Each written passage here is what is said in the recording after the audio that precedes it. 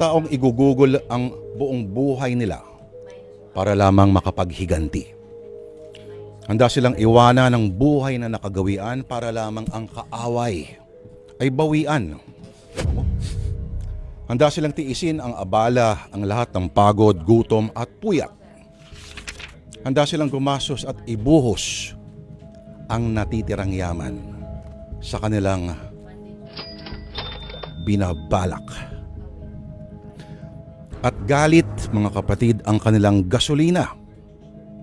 Ang mga to'y hindi titigil hanggat hindi nakakamit ang hustisya, na para sa kanila ang tanging wawasto lamang sa malaking atraso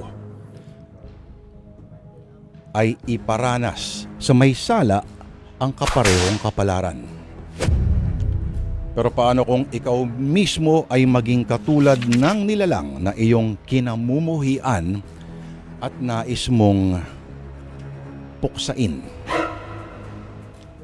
Mga kapatid, sa isang tahimik na bayan, sabay-sabay nating malalaman ang sagot sa tanong na yan. Mula po sa kwento ni Bubut, na mula po sa isang lalawigan na hindi natin papangalanan. Pero hitik na hitik sa mga kwentong ganyan. Ano kaya ang mangyayari kung sa isang ordinaryong tao ang kanyang dugo ay mahahaluan ng dugo ng aswang? Mga kapatid, ngayon pong Lunes pa rin ang kababalaghan natin na pong simulan sa San Ayun, ang isang dulang sinulat ni Ginoong Orly Aquino. Ito na po, Ang Kampon.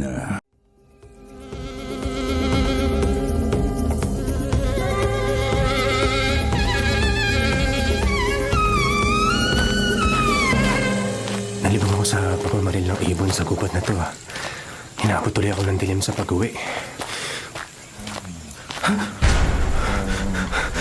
Ano itong umarang sa daraanan ko sa bukana ng gubat? Isang malaking asong itim. At may malapit sa likuran ko na isang malaking baboy na itim. Hindi karaniwan ng mga hayop na itong mapalapit sa akin. At atakayin nila ako!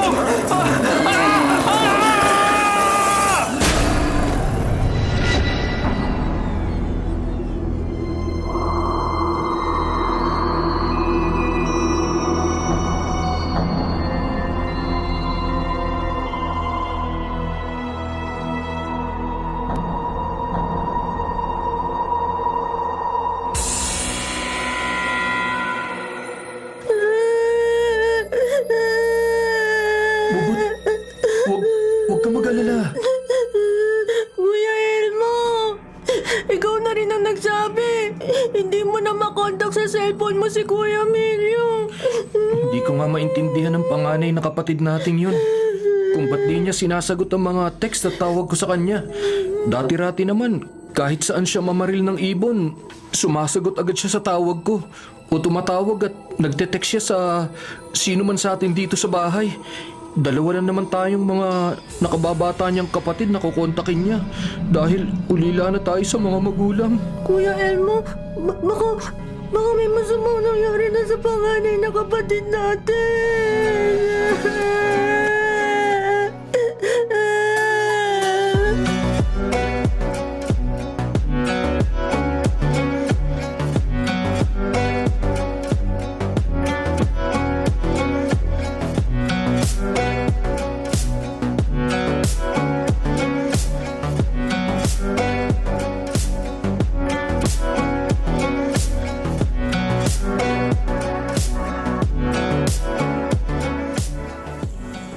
Sasakay ka sa jeep ko? Hindi ho. Lumapit lang ako rito sa terminal ng jeep para magtanong. Ano yun? May nakatatanda po kasi akong kapatid nawawala. Ang paalam niya sa amin sa terminal na to siya sasakay papunta sa kabilang bayan kung saan siya mamamaril ng ibon. May ilang barangay nga na magubad sa kabilang bayan. Ito po ang litrato ng kapatid ko. Sige, patingin nga. Naging pasahero niyo bang nasa litratong ito? Ito. Hindi. Umalis ho siya sa amin kahapon pa ng madaling araw para mamaril ng ibon. Pero Hanggang ngayon, hindi pa po siya nakakauwi. Kaya hinahanap ko. Baka ibang jeep ang nasakyan na kapatid mo. Pero wag sana, no? Huwag sana Wag sana, nako. Wag sana nangyari nang nawawalang kapatid mo nakarating sa gubat ng barangay na may mga aswang.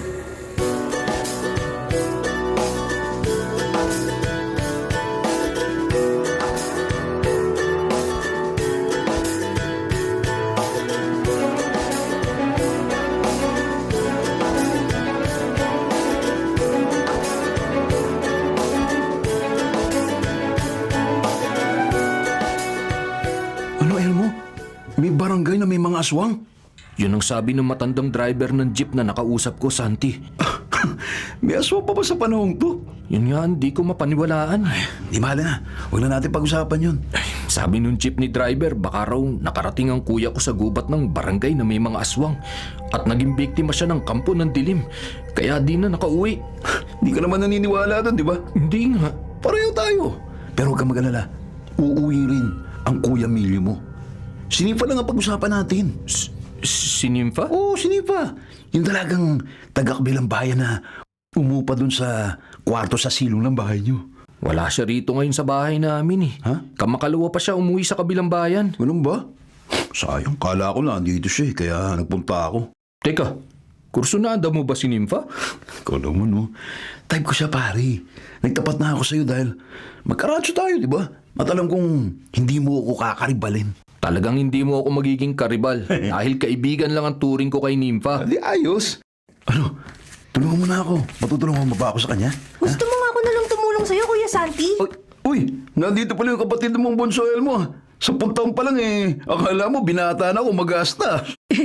Narinig ko ang pag-uusap niyo ni Kuya Elmo tungkol kay Ate Nympha. Ano naman ang may tutulong mo sa akin, Bubut? Ha? Ka-vibes ko yata si Ate Nympha. Ka-vibes mo? Teka muna, sandali ha. Ganito. Wag na. Wag mo na akong tulungan sa kanya. Ba't naman? Kasi baka baka karibalin mo pa ako sa kanya eh. Wag na.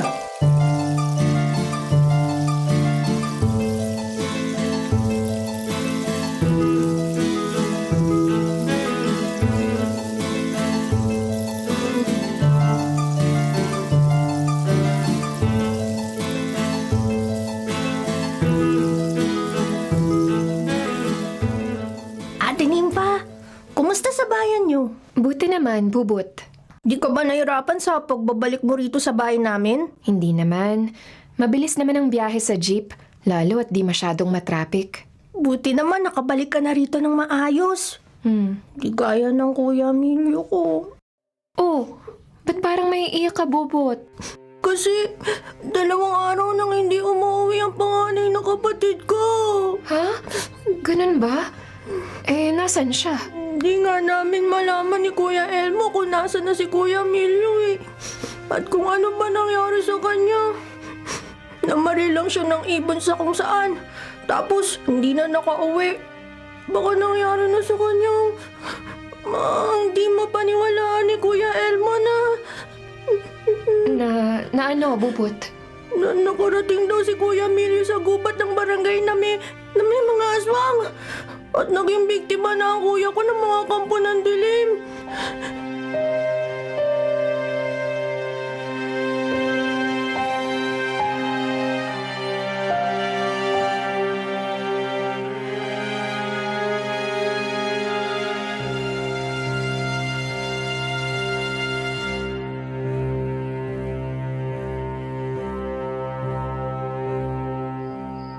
Parang nakakahiya kay Ate Nympha. Umuupa lang siya sa kwarto sa silong ng bahay namin. Pero pati sa kanya, naikwento ko ang tungkol sa pagkawala ng panganay na kapatid ko. Huh? Ano yung nakita ko sa labas ng bintana nitong kwarto ko? Aso? Ha? Isang malaking asong itim! Yung nasa labas ng bahay namin! Ngayon lang ako nakakita ng ganong kalaking aso! Parang nagbabago ang kanyang mga mata. Para siyang isang aswang!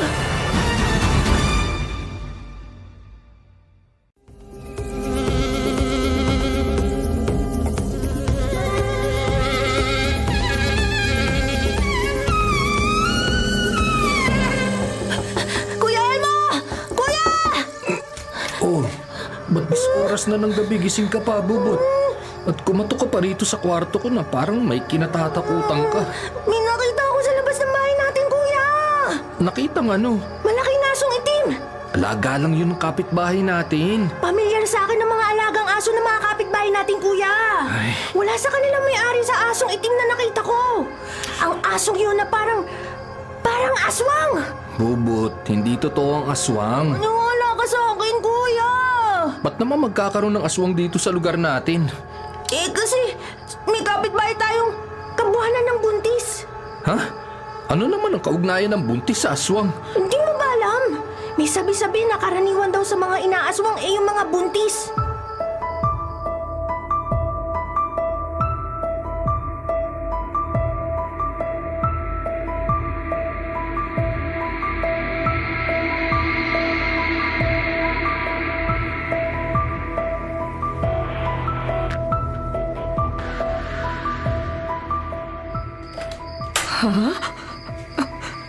Ba't unti-unting bumubukas ang bintana ng kwarto ko?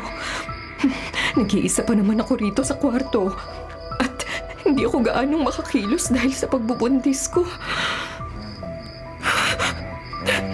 Diyos ko! Ano to? Aso! Isang malaking asong itim ang pumasok sa bintana ng kwarto ko. At lulundagin ako!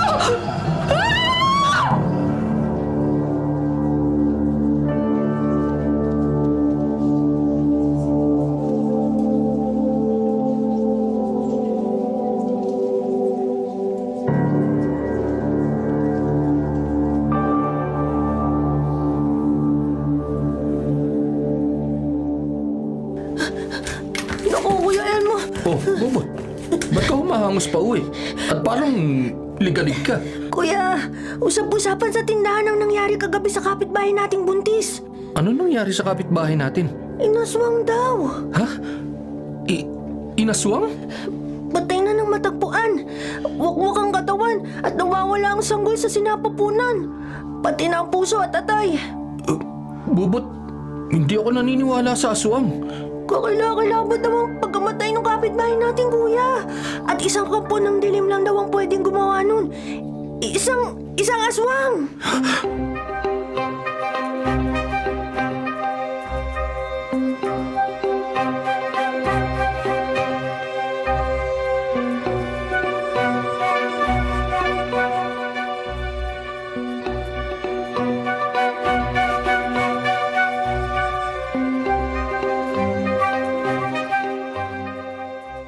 Ano, Ate Nympha? Uuwi ka na naman sa bahay niyo sa kabilang bayan? Oo, Bubot. Napapadalas naman yata ang pag-uwi mo sa inyo. Nagiging masakitin kasi ang lola ko eh. Paano ang paghahanap mo ng trabaho? Aasikasuhin ko rin. Paggaling na ng lola ko. Napakabait mo namang apo. Kami na lang kasi ng lola ko ang magkasama sa buhay. Pero mag-ingat ka sa pag-uwi niyo sa bayan niyo, Ate Nympha. Dahil ano, Bubot? Dahil balitang may barangay daw na tinitirhan ng mga aswang.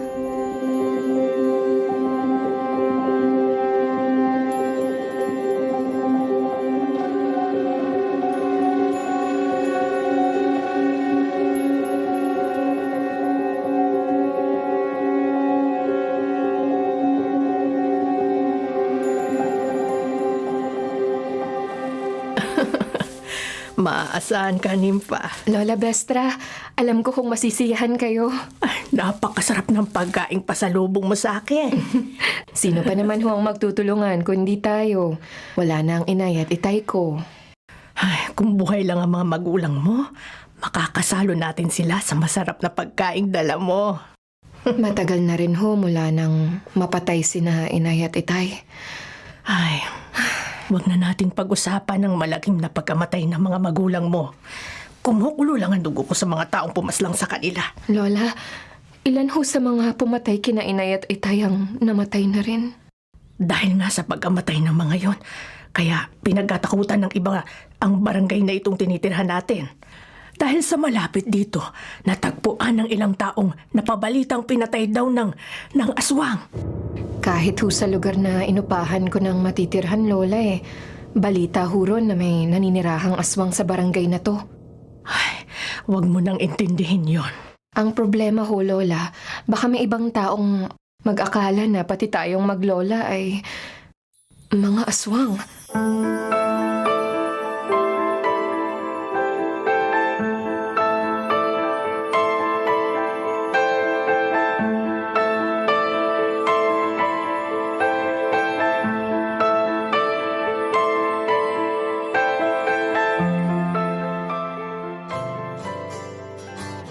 Pusturang-pustura ka, Santi ah. Siyempre naman.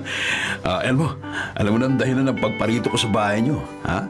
Alam mo na, si Nympha. Sus, naipakilala ko na siya sa'yo noon pang nakaraang buwan. Nung mangupahan siya sa kwarto sa silong ng bahay namin. Kaya nga ako nandito ngayon eh. Para malubos na yung pagkakakilala ko sa kanya. Wala rito si Nympha. Pambira naman, ganda ng posing ko dito. Wala pala. Akala ko nagbalik na siya rito nung kumakalawa. Oo, pero umalis siya kanina madaling araw eh. Umuwi sa kanilang barangay. Sayang naman.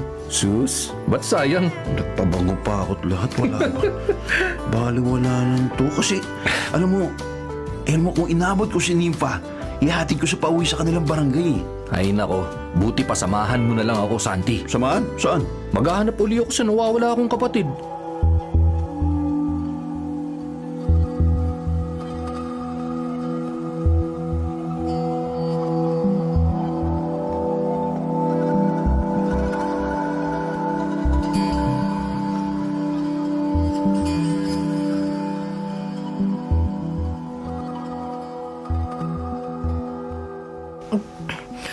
Nympha, busog na busog ako.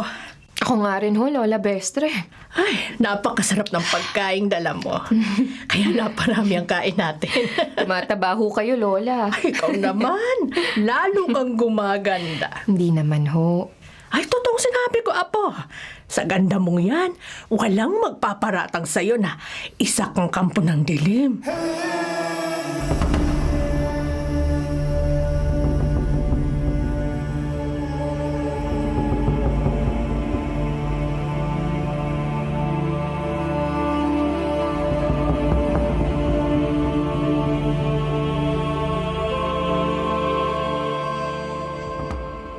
Abo!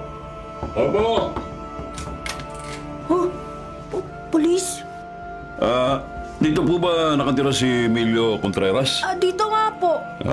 Okay. Ako po yung kanyang bunsong kapatid. Alam mo, Bunso, huwag ka sana mabibigla, ha? Bakit po? May balita na po ba sa kuya kong nawawala? Natagpuan ang bangkay niya sa liblib na gubat. Ano po? Bangkay ng kuya ko? Patay na siya. Ang kuya Milo ko! Patay na kuya Milo ko!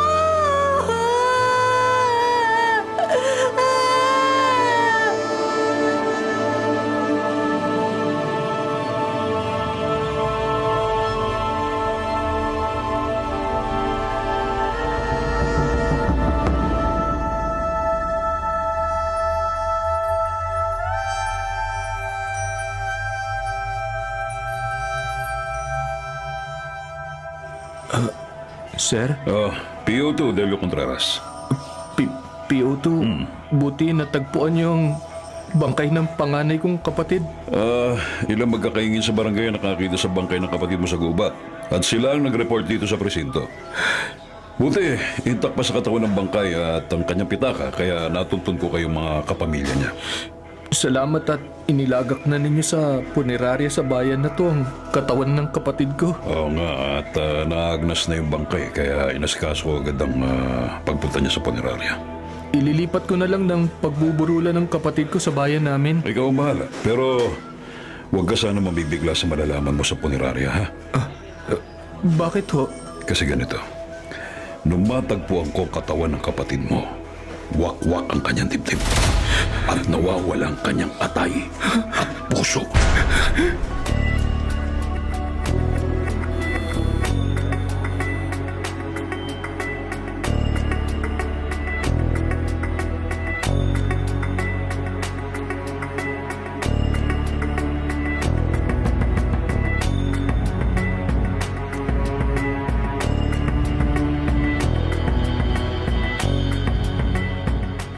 Lola Bestra, bukas ho babalik na ako sa kwartong inuupahan ko sa kabilang bayan. Ikaw ang bahala, Nympha. May iwan ko na naman kayo nag-iisa rito sa bahay natin. Ay, meron naman tayong mga kapitbahay rito. Pero nagsusulo kayo rito sa bahay natin eh. Wala namang problemang mapag-isa ko rito. Huwag mo kong alalahanin. Ang asikasuhin mo, Ang paghahanap ko ng trabaho? isa yon. Ay dapat magkaroon ka ng magandang hanap buhay. Para walang magparatang sa'yo na isa kang kampo ng dilim. Ba't naman ho may magbibintang sa akin na isa akong kampo ng dilim? Nakatira ka rito sa barangay na napapabalitang tinitira ng mga aswang. Lola, paano ho kung may mga taong maghinala na mga aswang tayo? Huwag silang magkakamali, Nympha. Sino mang magparatang na tayong maglola ay kampo ng dilim ay mamamatay. Mamamatay!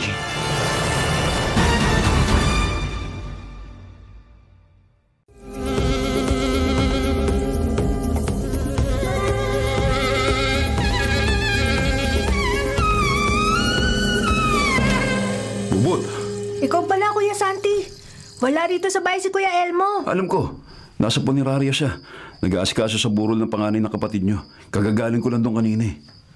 Gusto ko nga sanang sumama sa punerarya para makapaglamay din ako kay Kuya Emilio. Pero bukas na lang daw ako magpunta ron, sabi ni Kuya. Kasi walang kasama dito sa bahay namin si Ate Nympha. Nasaan si Nympha? Nasa kwarto niya. Bubot, siya yung sadya ko rito eh. Pwede ko ba siyang makausap? Bakit? Manliligaw ka ba kay Ate Nympha?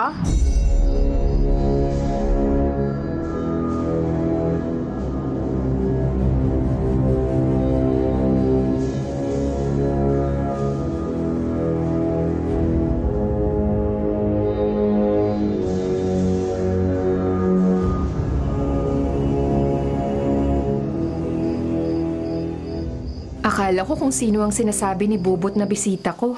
Ikaw pala, Santi. May inaasahan ka bang ibang bibisita sa'yo, Nympha? Wala naman. Buti naman. Nakatutuwa naman kung gano'n.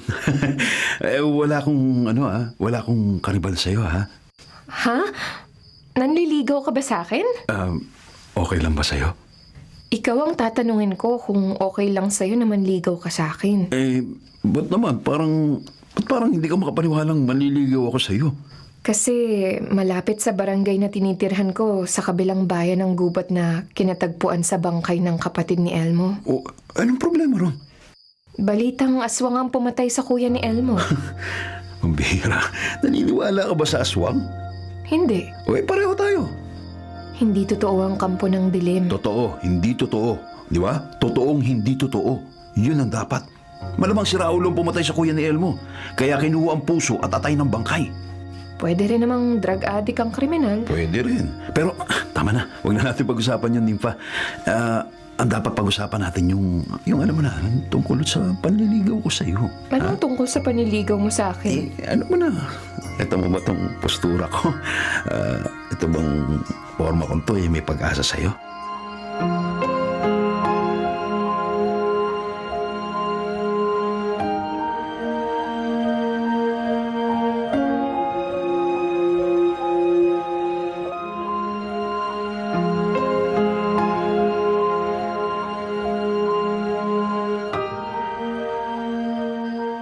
Oh, ba't di ka pa natutulog, Bubot? Ate Nympha, binabantayan kita. Umalis na si Santi. Sinagot mo na ba siya? Hindi. Binasted mo si Kuya Santi? Ayokong sakta ng kalooban niya. Kaya sinabi kong pag-aaralan ko muna ang damdamin ko. Kung sakali, Ate Nympha, bagay kayo ni Kuya Santi eh. Kaibigan lang siya para sa akin. Sagutin mo na kaya siya. Bubot, hindi ko siya pwedeng sagutin. Dahil may iba akong nagugustuhan. Sino? Saka mo na malalaman. Matulog na tayo. Teka, Ate Nympha. Narinig kong sabi ni Kuya Elmo na ang barangay daw na inuuwian mo sa kabilang bayan ay balitang tinitira ng mga aswang. Naku, hindi totoo ang balitang yon. Pero mag-ingat ka, Ate Nympha, ha? Baka pag-uwi mo sa barangay nyo aswangin ka.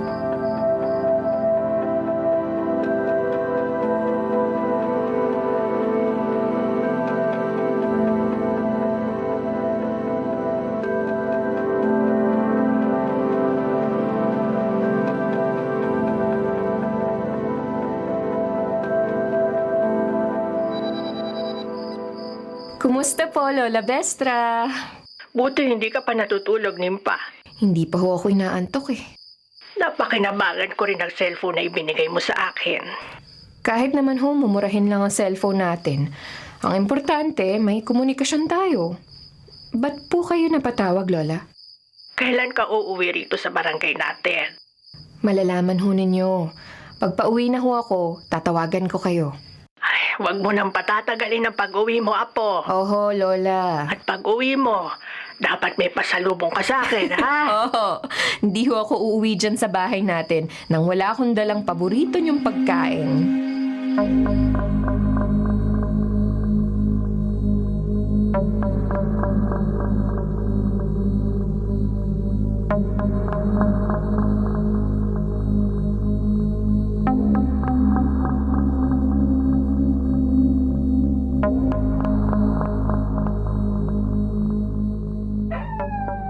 Di na nga ako makatulog. Umalulumpa yung aso ng kapitbahay namin. Ay, sasara ko na nga ang bintana nitong kwarto. Para hindi ako matakot. Huh? Ano naglalakad na yun palayo sa bakuran namin? Baboy? Isang malaking baboy na itim? Saan ang galing ang malaking baboy na yun na parang... Parang aswang!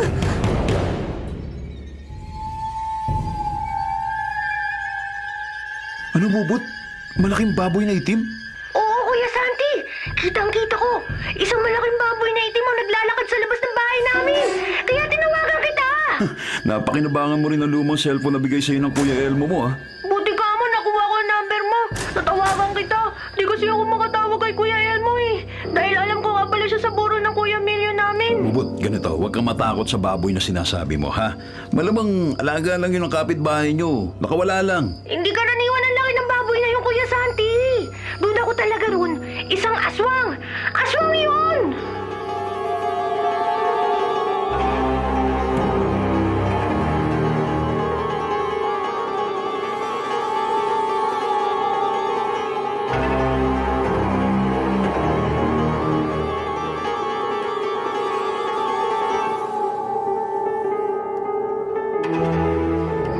Bum tarat tarat, bum tarat tarat, bum tarat tarat, bum bum bum.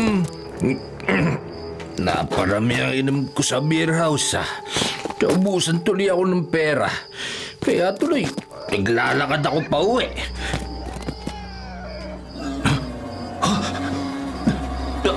Ano tong sasalubong sa akin? Baboy! Isang malaking baboy na itim! Iniwasan ko siya. Kahit saan ako magpunta, sumusunod ang malaking baboy. Atakin ako!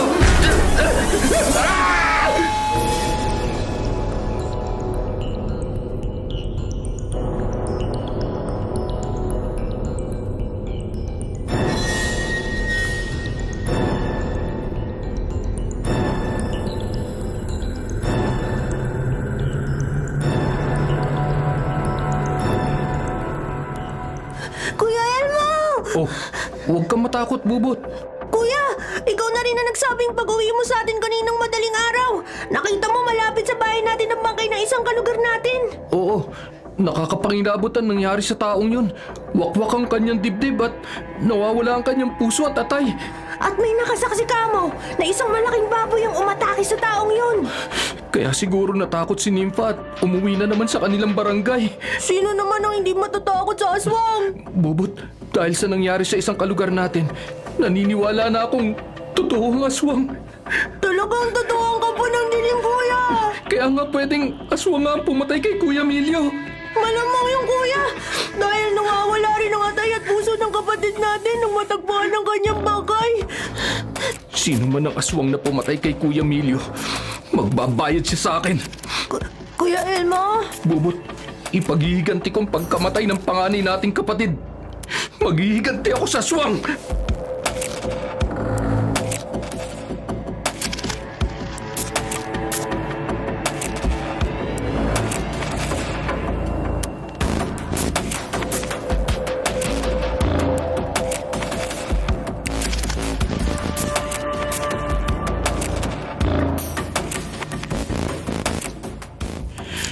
Ngayong nailibing na ang panganay na kapatid ko, Santi. Walang makakapigil sa akin para hanapin ang pumatay sa kanya. Kaya ba bumili ka ng baril, Elmo? Oo. Pupunta ako sa barangay na malamang pinuntahan ng kuya ko nung nabubuhay pa siya. Kung saan siya pinatay. Yung barangay, teka, saan yun? Sa barangay sa kabilang bayan na nababalitang tinitirhan ng mga aswang. Naku, Elmo, delikado ron. Hahantingin ko ang aswang na pumatay sa kapatid ko. Mabuti pa, sasama na kita, ha? Salamat. Isa kang tunay na kaibigan, Santi. Hindi naman ako sasama sa paghanting sa aswang na pumatay sa kuya mo. Ha? Eh bakit sasama ka sa akin sa kabilang bayan? Kasi, sa barangay na pupuntahan mo, yung barangay na balitang tinitira ng mga aswang, doon nakatira si Nympha eh. Ha? Si Nympha? Oo, gusto ko makilala yung mga kamag-anak niya. Kaya sasama ako sa pagpunta sa barangay nila. Yung sinasabing tinitira ng mga aswang.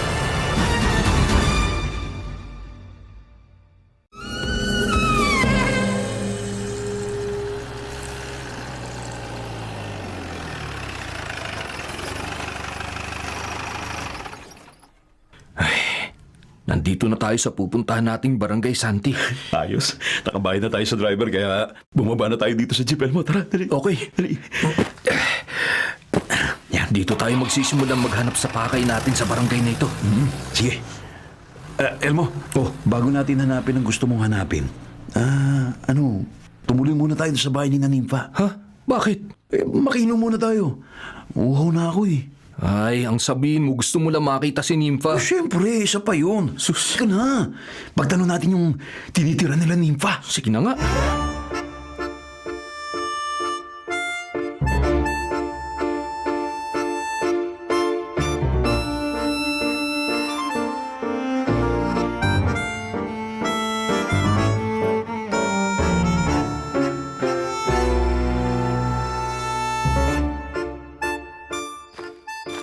Ginabi na tayo, Santi. Okay lang.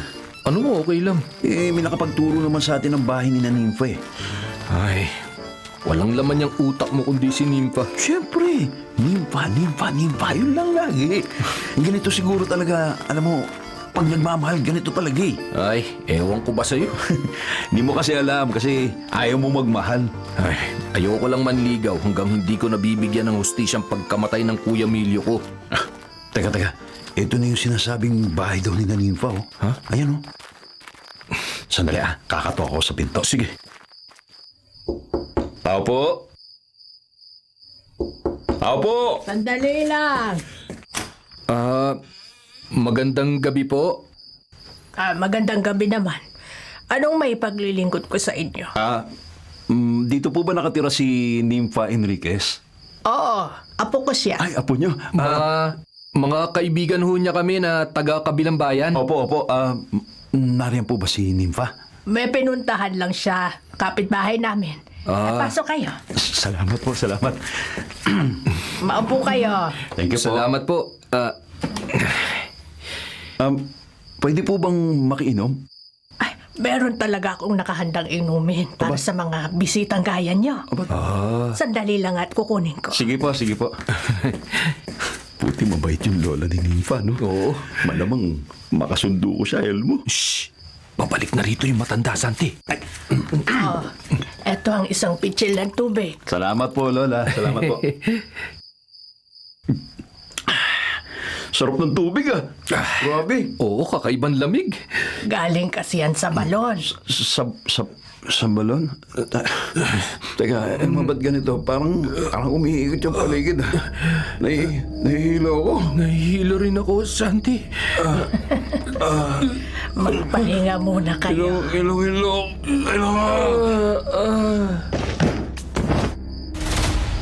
Mabisa ang katas ng ugat at dahong ipinainom ko sa kanila. Pareho silang nawalan agad ng malay.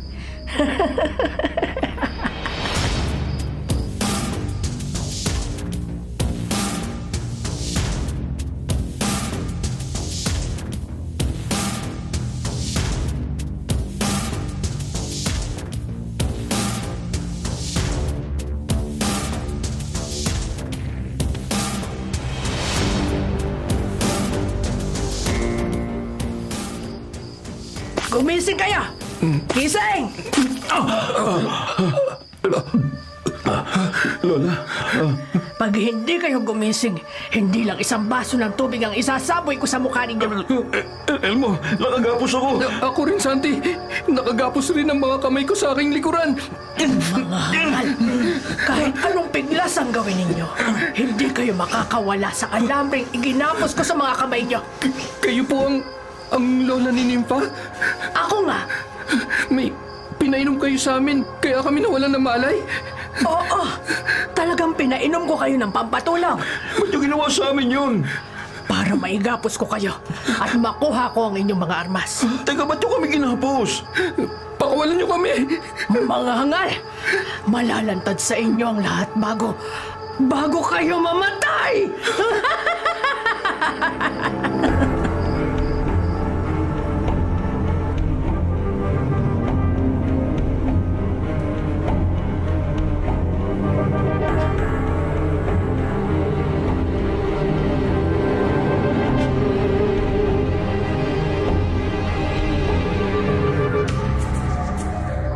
Lola Bestra, mga kaibigan ko nga ho yung itinawag niyo sa aking nabihag niyo.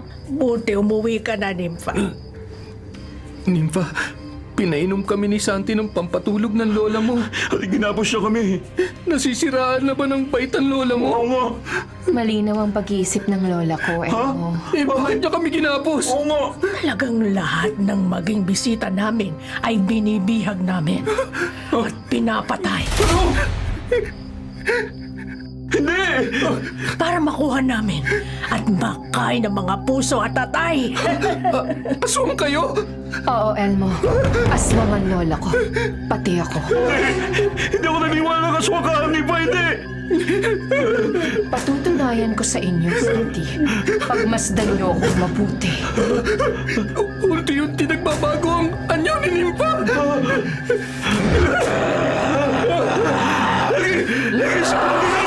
Lagi mo lang ang aso! Di lang ako ang may kapangyarihang magbago ng anyo, Elmo. Santi! Naging malaking asong itim si Nympha na nakakapagsalita. Pati ang lola ko. Pagmasdan niyo akong mabuti, mga hangal. Nagbabago na naman yun ang lola ni Nipa! Naging isa siyang malaking baboy na itim. Ano ngayon? Naniniwala na kayo mga aswang kaming maglola? Mga aso nga maglola yan! Aso!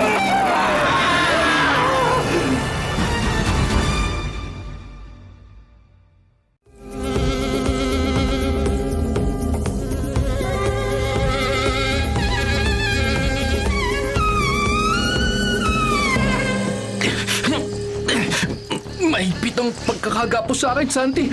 Hindi ako makawala. Medyo lumuwag ang alambre na kagapos sa akin, Elmo. Para makakalag ko. Sige, pagsikapan mo makawala. Habang nasa kusina si Nympha at ang kanyang lola, nagbalik na sa anyo nilang tao. Oo. Eto.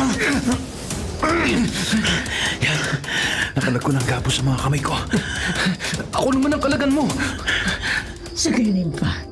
Ihanda mo rito sa kusina ang mga sahog ng mga atay at puso ng pihag natin. At babandayan ko muna sila sa sala. Oho, Lola. Elmo, mahuhuli ako na matanda. Wala kang laban sa kapangyarihan ng aswang, Santi. Tumakas ka na. Paano ka? Balikan mo na lang ako. Humingi ka ng tulong. Nakawala ang isang bihag! Tumakas ka na, Santi. Dali. Oo, Elmo. Pabalik kita! Pabalik mo! Nympha! Nakatakas ang isang bihag! Habulin mo! Patayin mo!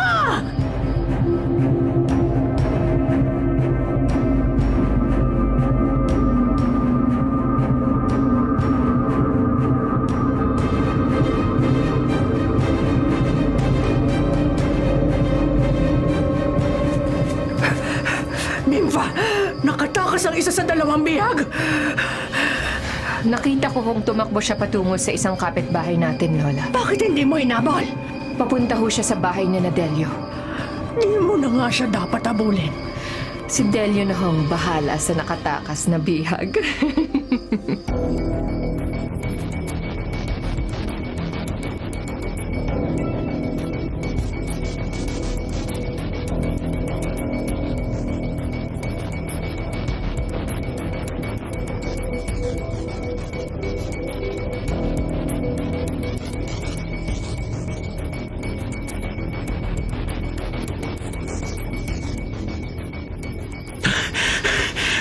Sir, pulis ka. Oo. Siyempre ikaw ang natakbuhan ko. Kailangan namin ng tulong ng kaibigan ko. Nasaan ang kaibigan mo? Bihag sa bahay ni Nympha. Akong bahala sa kaibigan mo, ha? Halika.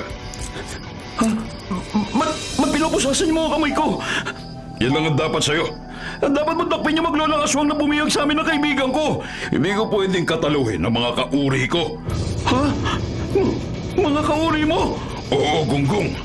Kauri ko sina Nympha at Lola Bestra. Isa rin akong aswang.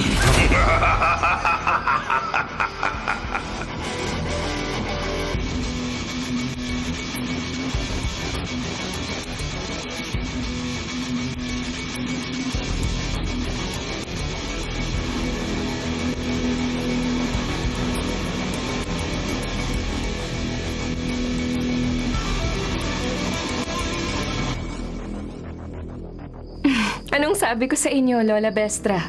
Babalik din dito sa bahay natin ang nakatakas nating bihag. Oo nga, Nympha. Ibinalik din siya sa atin ni Delio at binantayan pa sa sala. May patakaran tayong mga aswang. Walang agawan ng biktima. Kaya ayusin na natin dito sa kusina ang mga isasahog sa masarap na pagkaing pagsasaluhan natin mamaya. Tig-isa tayo ng biktima, Nympha. Isa lang ang pwede nating biktimahin sa dalawang bihag, Lola. Huwag si Elmo. Anong problema sa isang yon? Ayoko ho siyang mamatay. Nauunawaan ko ang ibig sabihin ng kislap sa mga mata mo, Apo. Lola, mahal ko ho si Elmo. Sige, hindi siya mamamatay, Apo. Ngunit, kailangan makapasa muna siya sa mga pagsubok.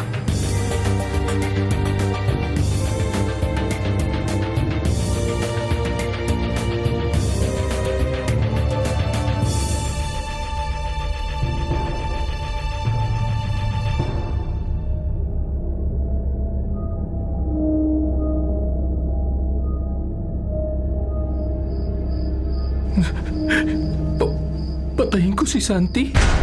Oo, Elmo. Kung gusto mo pang mabuhay at makalaya. Yun lang ang paraan para makaligtas ka sa tiyak na kamatayan, Elmo. Delio, kalagan mo si Elmo. Sige. Lola Bestra, ako na bahala. Huwag kang papalagel mo, ha? Nakatutok sa yung baril ko habang kinakalag kong gapos sa kamay mo. Isang maling kilos mo at pasasabugin ko yung utak mo. Ngayong nakalagan ka na ng gapos, Elmo, sakalin mo ang kaibigan mo ng nakagapos. Patayin mo! Elmo, huwag mong sundin na matanda, wag. Santi, ayoko pang mamatay. Maawa ka sa akin, Elmo! Sorry, Santi. Sorry!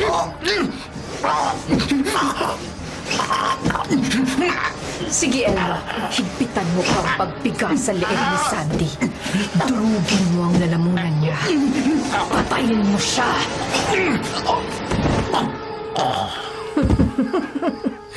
Magaling, Elmo.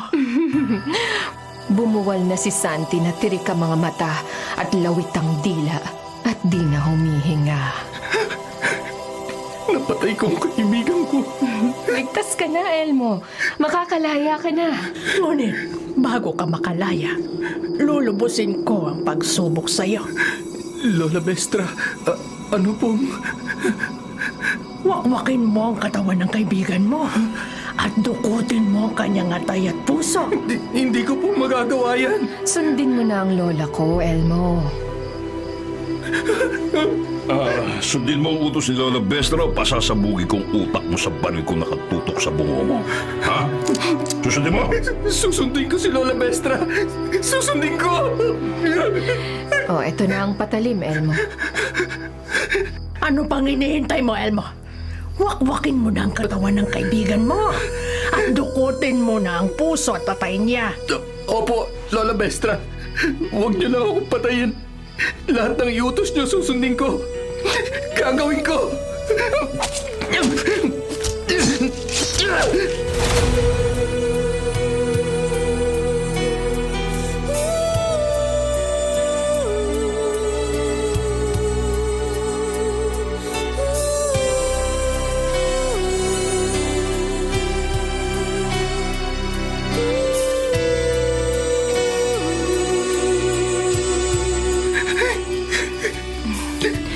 Huwag ka nang umiyak, Elmo. Tama. Para sa kabutihan mo mga iniutos sa'yo ni Lola Bestra.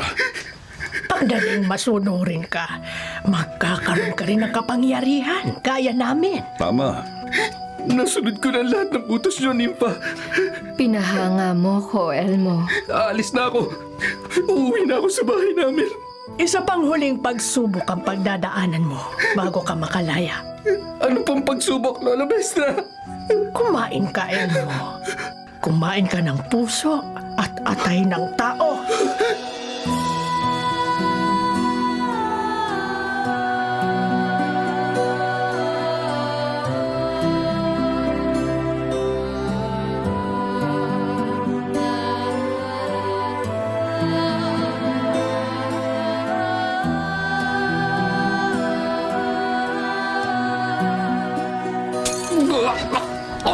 Kuya Elmo! Ba't mo inilabas ang mga kinain mo? At itinapon mo sa saigal naman ng pinggan? Ang sama ng lasa ng pagkain yan, Bubot. Dating paborito mo mga yan ah. Ibang pagkain ang kailangan ko. Kuya! Saan ka pupunta? Kuya Elmo! Kuya!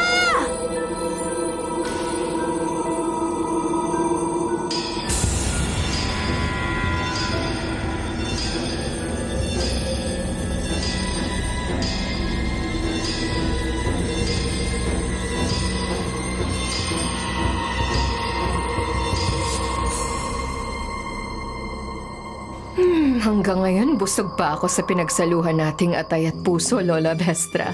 Ako man, Nympha. At malamang nabusog din si Delio. Tiyak yan. Malaki-laking bahagi rin ng puso at atay ng tao ang ibinahagi natin sa pulis na yon. Si Elmo ho ang naiisip ko, Lola. Huwag kang manghulila sa lalaking yon. Kailangan pa ho bang sundan ko siya? Hindi na. Hindi na kailangang lumayo ka pa upang maghanap ng pagkain natin. Baka maulit pa sa'yo ang sinapit ng mga magulang mo na nalantad sa ibang tao na mga aswang sila. Kaya sila pinatay. Si Elmo na ang bahala sa atin. Si Elmo ho? Siya na ang papalit sa tungkuling iniatang ko sa'yo. Siya na ang maghahanap ng pagkain para sa atin. Pero umalis na ho siya rito sa barangay natin. Babalik siya rito. Nasisiguro niyo, Lola? Natitiyak ko. Babalik sa atin si Elmo. Babalik siya sa ayaw at sa gusto niya.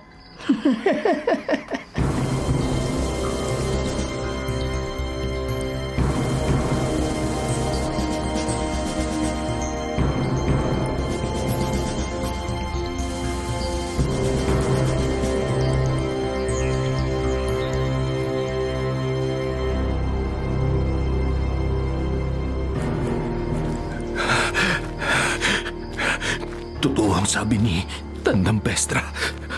Matapos kang kumain ng puso at atay ng tao, Elmo, isa ka na rin kampo ng dilim. Nananalaytay na sa mga ugat mo ang dugong aswang.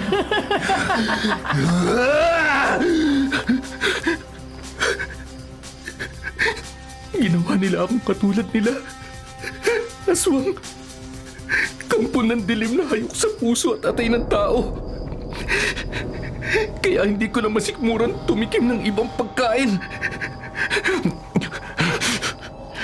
Mangyayaring inaasahan ni Nympha at Lola Bestra. Magiging sunod-sunuran ako sa idinidikta ng dugong na nananalaytay sa mga ugat ko. Magbabago ko ng anyo. Mag-aanyo akong malaking hayop.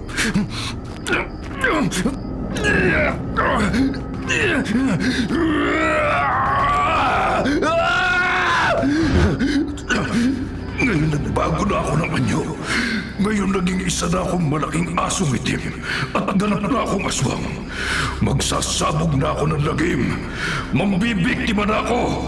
Papatay ako upang kumain ng puso at atay ng tao. Papatay ako ng papatay!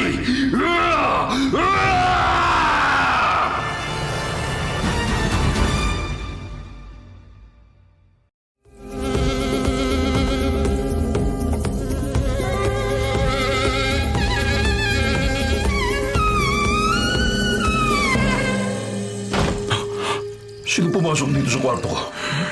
Ako. Malaking asong itim na nakapagsasalita. Aswang! Mamamatay ka! Pinatake mo na aswang niya!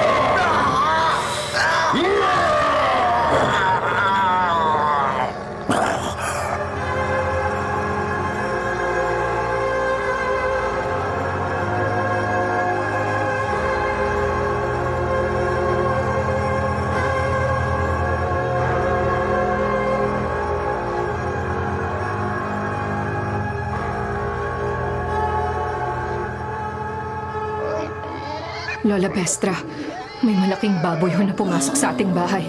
Malamang na si Elmo yan. May sugat siya. Unti-unting nagbabago ang anyo ng malaking baboy. Nagbabalik na siya sa anyong tao. Lola Bestra! Nympha! Lola Bestra, si Delio! Delio? Ba't sugatan ka? Inatake ako ni Elmo. Si Elmo ang pumatay kay Delio. Ako nga, Lola Bestra. Elmo? Alam kong may kinalaman kayo maglola sa pagkamatay ng kapatid ko, Nympha. Kaya magbabayad kayo sa akin. Elmo, hindi tayo dapat mag-away at magpatayan. Kauri ka na namin ni Lola Bestra. Gaya namin, isa ka na ring kampo ng dilim dahil meron ka ng dugong aswang. Naging aswang ako sa kagagawan ninyo. Hindi ko rin lang mapipigilang magsabog ng lagim kesa mambiktima ako ng mga inosenteng tao. Kayong mga aswang ang bibiktimahin ko! Lola Bestra, atakihin tayo ni Elmo! Gamitin din natin ang ating kapangyarihan, Nympha. Mag-anyong hayop din tayo at pagtulungan nating patayin si Elmo. Atakihin na tayo ng malaking asong itim!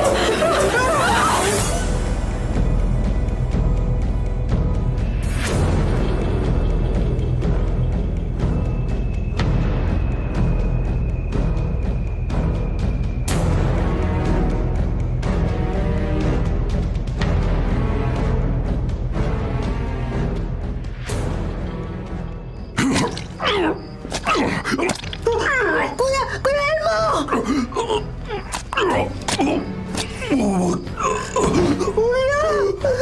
Nagsasaksakan ng patalim! Kailangan ko itong gawin. Hihingi ako ng tulong sa mga kapitbahay! Isusugod ka namin sa ospital! Huwag na. Kailangan kong isakripisyo ang buhay ko para kailanman hindi na magsabog ng lagimang gaya kong nagumaswang. Kuya